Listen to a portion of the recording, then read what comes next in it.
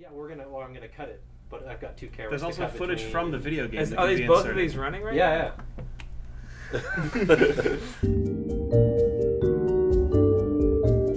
I can give it a try. Go ahead, please. Puzzle Agent is a puzzle-based adventure game in the style of Graham Annabelle's Grickle animations and comic strips.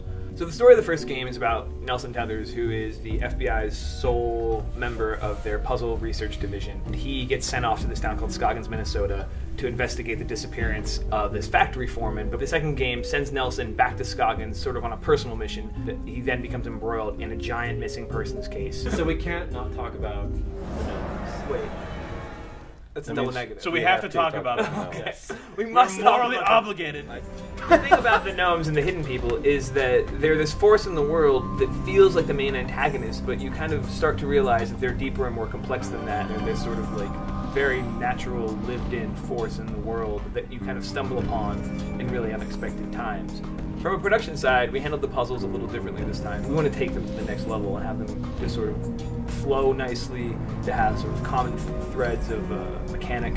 And so we brought on Evan Hoovler, who was just fantastic. Evan Hoovler is a good friend of mine. He's exactly what you would think of like a crazy puzzle designer guy. When Jake and Sean went to talk to him, he came with this manila folder stack full of puzzles, and they're like, okay, fine, you got the job. He was essentially the real-world Nelson Tethers.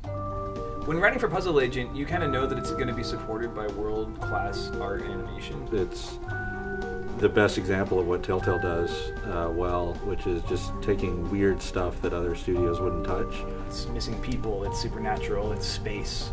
There's all these things, and they all intertwine in a very specific way, and I think we pulled it off.